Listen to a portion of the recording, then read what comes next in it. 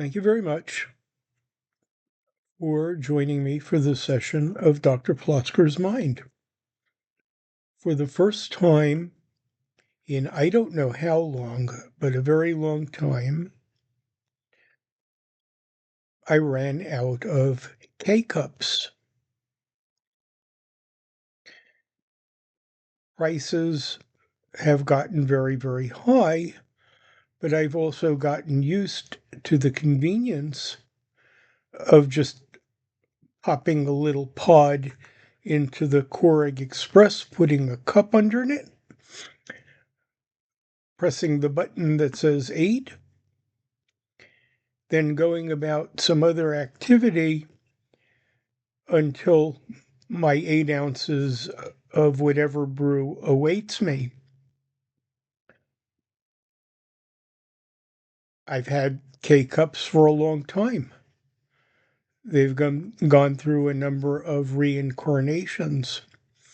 The best buy is Costco, but you have to be a member of Costco to purchase the box of 100 or so house brand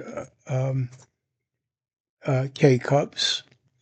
I let my membership lapse as it doesn't pay to maintain it for anything other than renewing my bifocals every 2 years.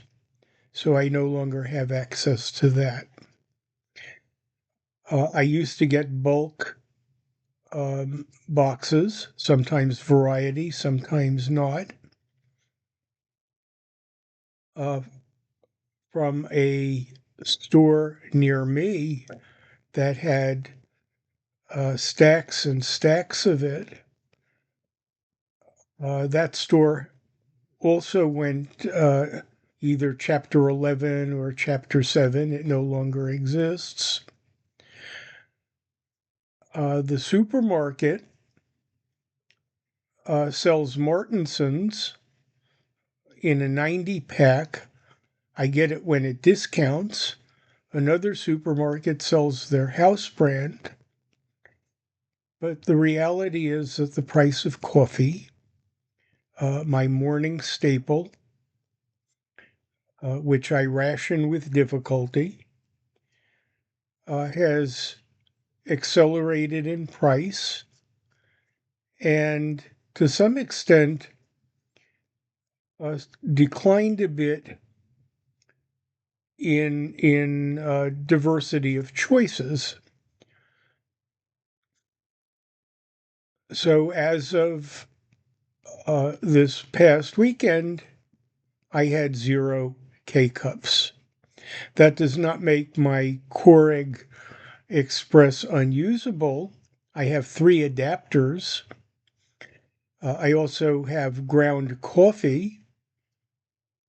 It is more economical to use ground coffee than pre-measured pods, but also more difficult to clean up. The other downside is that ground coffee does not come in variety packs. They are sold in either cans or packages. I tend to pay a little bit more because I like the stuff. So the absence of economical Keurig pods did not deprive me of coffee. In addition to the Keurig Express, I have other ways of making coffee. My closet includes 2 Melita cones and the number 2 filters that go in them. I have a small French press and a large French press, each used occasionally. Recently, I bought a mocha pot, or the generic equivalent of that. I've used it a few times, but I find it difficult to use and difficult to clean. When it brews, it doesn't give a whole lot of coffee, but the 3 ounces or so that percolate upward seem very intense and therefore very likable. Martinsons went on sale this week.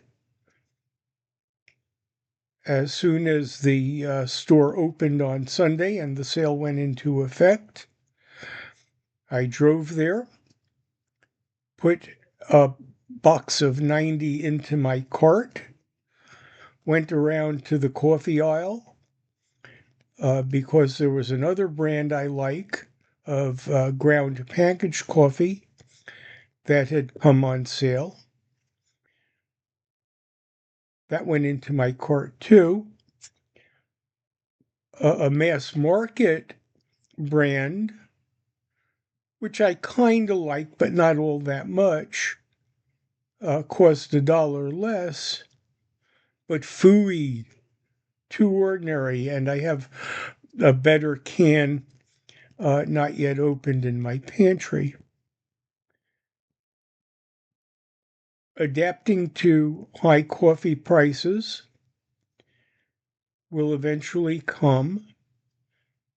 I can certainly pay the increment of $1 or two per box of K-cups or bag of ground coffee without disrupting my financial position in any kind of meaningful way. But my fondness for coffee now goes back to the bottomless cup of coffee at my undergraduate university cafeteria. For 10 cents, I could get a porcelain mug, which then gets filled as many times as I want. I added a pastry to it. I think that cost 15 cents, I forget. But more than 50 years ago, that became my baseline breakfast, which in one form or another has remained the anchor of my mornings for many decades thereafter. As the price goes up, it annoys me more than breaks me. I will reclassify it as a small luxury, which is why I got the better ground coffee instead of the mass market brand, and continue to start my mornings that way, with one slight addition.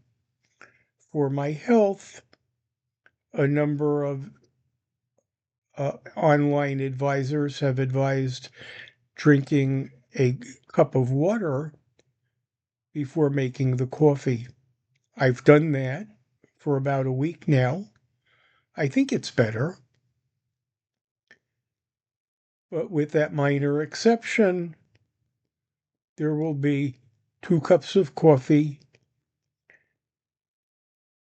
for all intents and purposes most mornings,